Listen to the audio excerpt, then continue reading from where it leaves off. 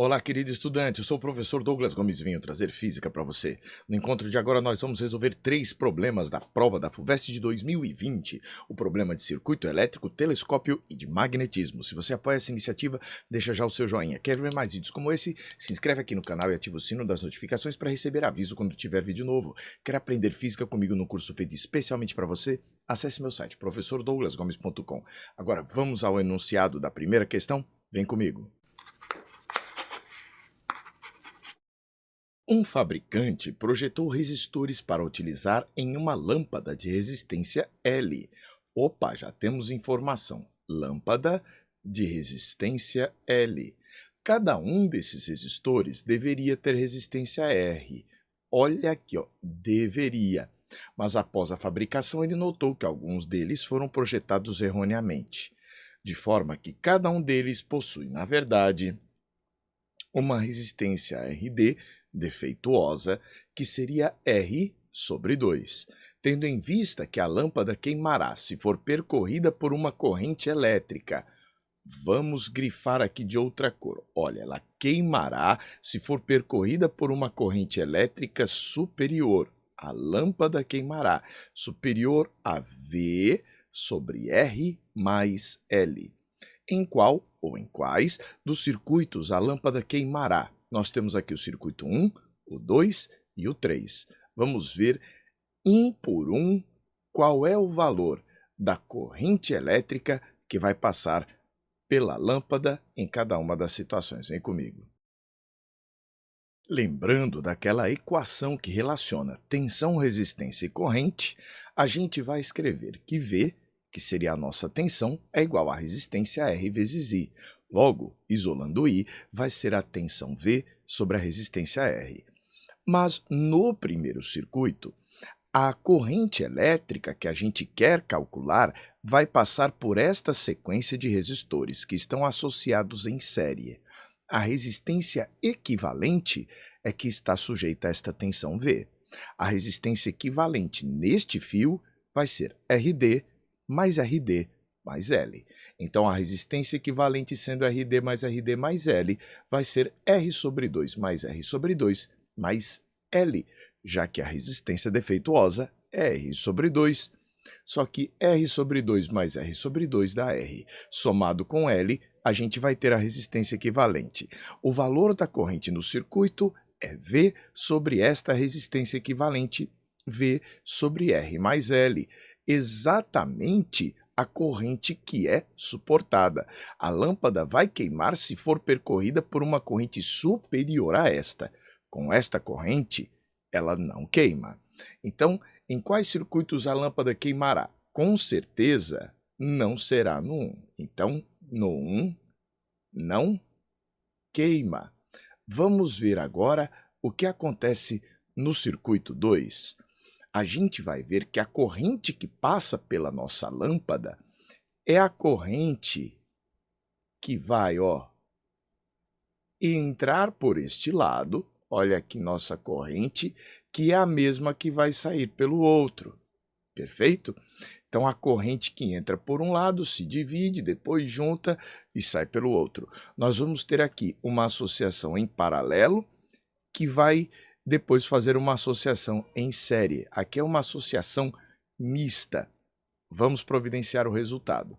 Já vou apagar este aqui da lâmpada 1 para a gente partir para a lâmpada 2. Vem comigo.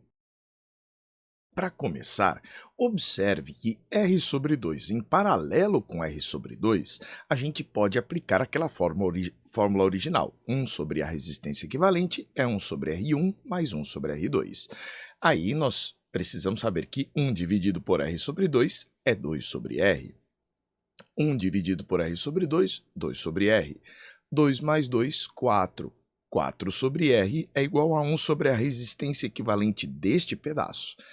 Logo, invertendo dos dois lados, a resistência equivalente desta associação em paralelo seria R sobre 4. Mas você também poderia ter de cabeça que se você associa dois resistores iguais em paralelo, a resistência equivalente seria um deles dividido por 2. R sobre 2 dividido por 2, R sobre 4. Vamos agora continuar a simplificação do nosso circuito. Vem comigo. Observe agora aqui em cima que a nossa resistência equivalente vai ser R sobre 4 mais L. Observe então que a corrente, que é a tensão sobre a resistência equivalente, que é R sobre 4 mais L, vai dar maior do que antes. Por quê? Porque aqui, olha, V sobre R mais L, eu estou dividindo por um número R mais L. Agora eu estou dividindo por um número menor, porque eu estou usando R sobre 4.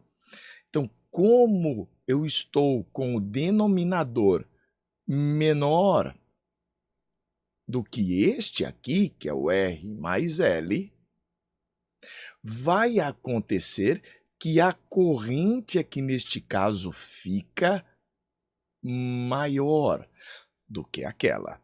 Quando a gente divide por um número menor, o resultado da divisão é maior. Logo, aqui neste caso, no caso 2, a lâmpada queima. Então, com certeza vai queimar 2, vai queimar 2, vai queimar 2. Agora, nos resta saber, não vai queimar 1. Então, o item E a gente já matou. Agora, será que queima 2 apenas ou queimam 2 e 3? Esse 3 tem uma pegadinha. Vamos apagar este estudo aqui para fazer o estudo do 3. Vamos juntos. Olha aqui a maldade.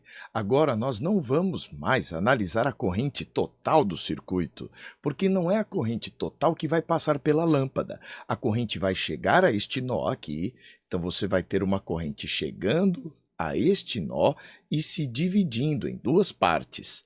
Uma parte que vai passar pela lâmpada e a outra parte que não vai passar. E é aqui que vai ficar a solução do nosso problema. Nós vamos ignorar o que está acontecendo aqui por baixo. Nos basta olhar o que está acontecendo ali em cima. Por quê? Porque aqui em cima a tensão é V, aqui embaixo a tensão elétrica é o mesmo V. Por quê? Porque a parte de cima está em paralelo com a parte de baixo. Então, a gente vai poder dizer que a corrente I1 vai ser igual à tensão V dividido pela resistência equivalente desta parte de cima, ó. Esta parte de baixo aqui é irrelevante para a gente. Então fica R sobre 2 mais L. Outra vez, este denominador aqui, ele está menor do que aquele. Se esse denominador está menor, nossa corrente vai ficar maior do que a permitida, que é V sobre R mais L. Então, consequência, este negócio queima.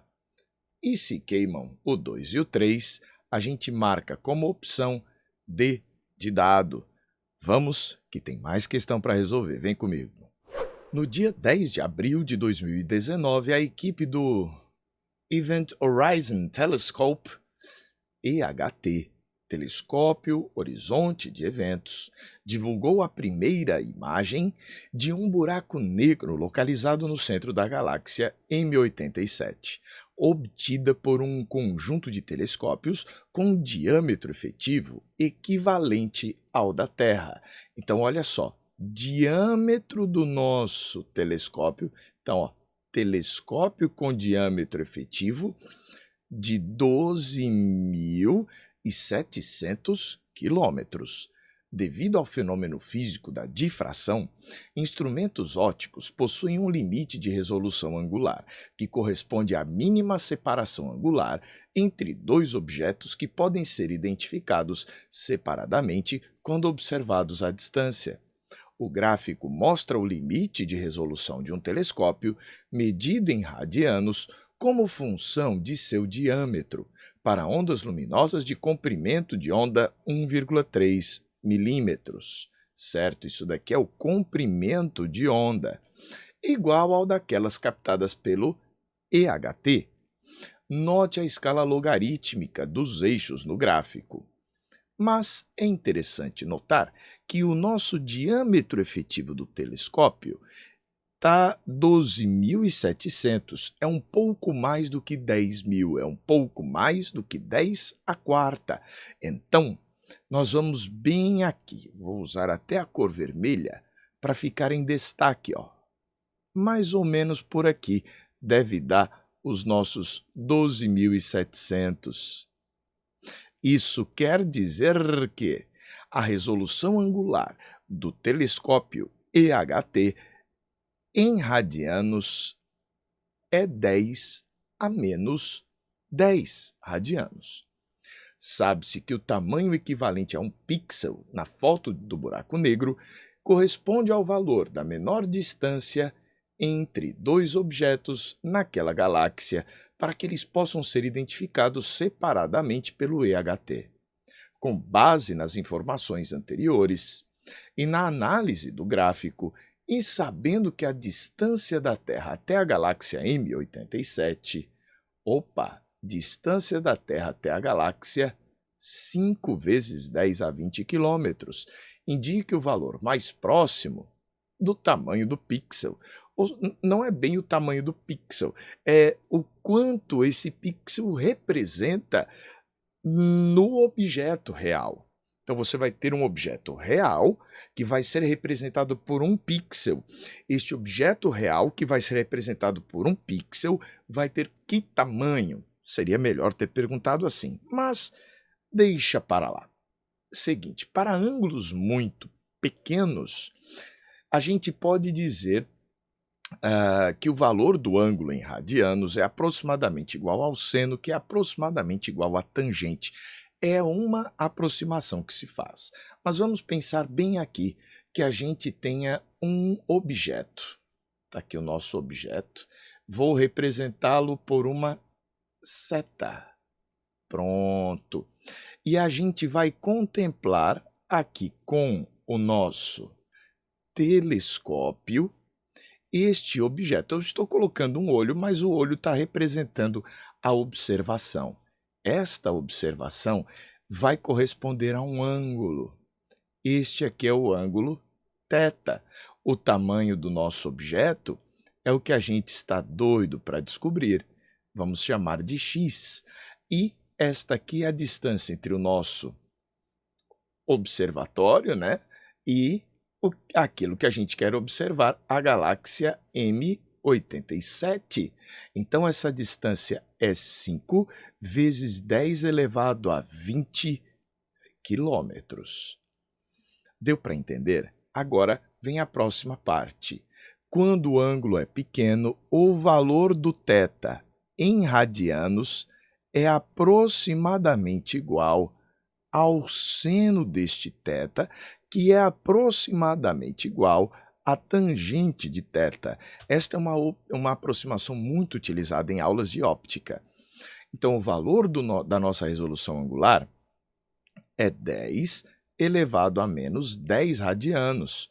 E o valor da tangente desse θ seria igual a x dividido por 5 vezes 10 elevado a 20 quilômetros.